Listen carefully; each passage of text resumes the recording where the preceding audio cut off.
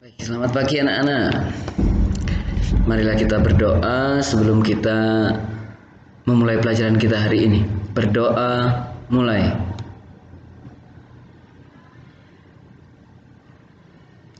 Selesai. Baik. Hari ini adalah menulis naskah fragmen pada bab 8. Menulis naskah fragmen. Naskah itu apa? Nah, di sini bisa kita lihat naskah itu apa. Jadi kalau melihat gambar ini, di sini ada pertanyaan. Apakah kamu pernah membaca naskah? Ya. Pernah membaca naskah cerpen, cerita pendek, ya, atau drama? Ya, berbeda ya. Cerpen itu cerita pendek, drama itu lebih banyak biasanya, lebih panjang. Baik, di sini akan kita pelajari tentang menulis naskah fragmen. Dasar lakon drama adalah konflik manusia. Konflik itu pertentangan, ya. Nah, konflik adalah pertentangan yang terjadi antara tokoh yang satu dengan tokoh yang lain. Kemudian seluruh perjalanan drama dijiwai oleh konflik tokoh-tokohnya. Bayangkan kalau sebuah drama nggak ada konfliknya, pasti akan datar terus, membosankan. Tapi kalau ada konfliknya, akan menjadi lebih menarik dan menjadi penasaran bagaimana penyelesaiannya nanti, gitu ya. Kemudian naskah merupakan salah satu bahan untuk bermain teater atau drama, ya. Karakter dan tokoh semua tertulis di dalam naskah. Misalnya saya pengen karakter ini ditulis pemarah, karakternya suka iri gitu misalnya. Ditulis di sebuah naskah itu.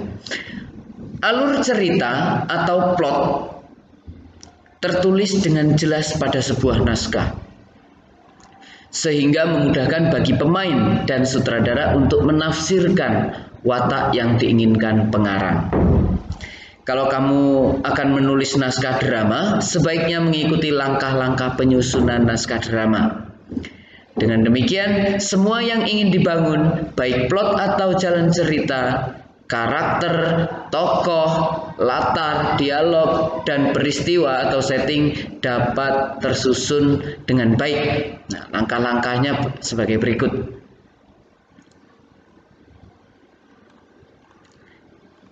Yang pertama adalah menentukan temanya dulu. Temanya ini mau seperti apa nih?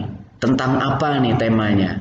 Biar semua setelah tema ditentukan, nanti jalan ceritanya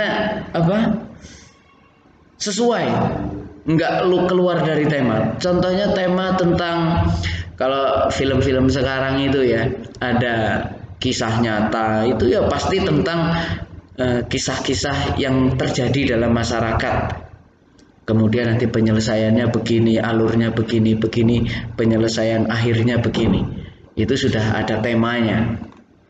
Kemudian yang kedua, menentukan alur cerita, ya baik tempat, latarnya, atau suasananya, itu di alur cerita. Contoh kalau kita berbelanja, pasti nanti latarnya di tempat perbelanjaan atau pasar gitu ya. Nggak mungkin kita belanja tapi di sekolahan gitu ya. Itu nggak pas ya. Kemudian menyusun adegan. Adegannya mau seperti apa? Misalnya di pasar tadi berbelanja terus dicopet. Nah, bagaimana adegannya begini-begini, nyopet, kemudian lari, nah, gitu kan? Kemudian copetnya ditangkap sama orang, gitu. Ceritanya adegannya seperti itu. Tinggal nyusun dialognya. Nah, yang keempat, membuat dialog tokohnya. Jadi kemudian kalau ketika dicopet, pasti yang kecopetan tuh kaget, mana dompet saya, itu dialognya bagaimana. Terus ketika copetnya ketangkap, dialognya bagaimana ketika yang punya dompetnya tadi bertemu dengan orang yang mencopet. Nah, itu harus disusun, ya. Nah, ini ada contohnya, tapi terlalu panjang, ya, panjang sekali. Jadi kalau di sini nggak tertulis kayaknya, saya belum baca memang, ya.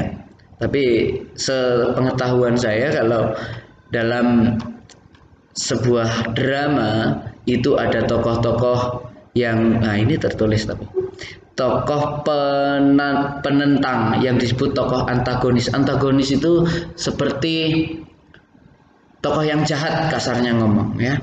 Antagonis yang jahat. Kalau yang baik protagonis biasanya.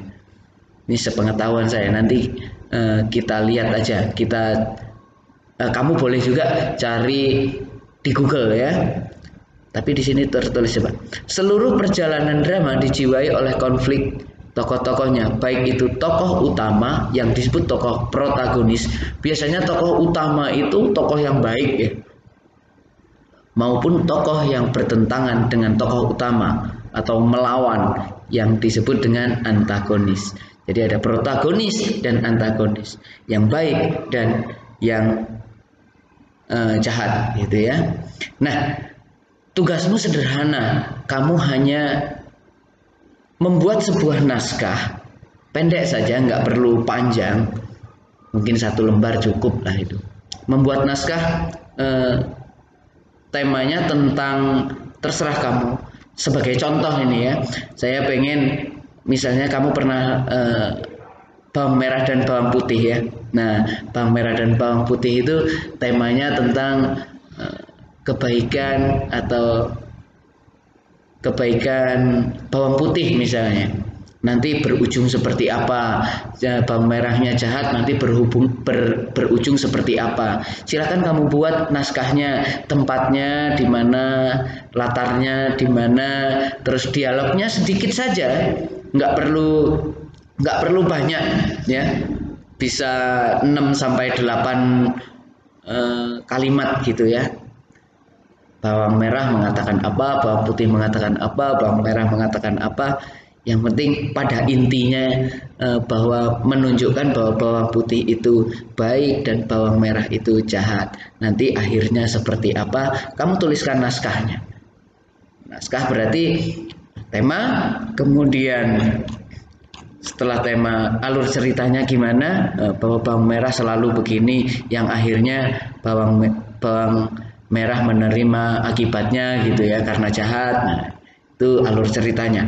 Adegannya gimana kira-kira, bawang merah selalu menyuruh bawang putih untuk mencuci misalnya, gitu, ya.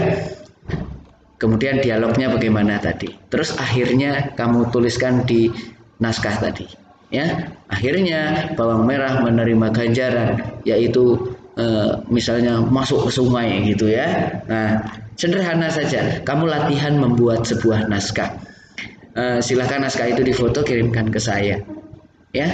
Itu saja, terima kasih. Jangan lupa pesan ibu untuk selalu menggunakan maskermu dimanapun kamu berada, kemanapun kamu pergi, selalu mencuci tangan dan jaga jarak. Oke, selamat pagi dan salam sehat.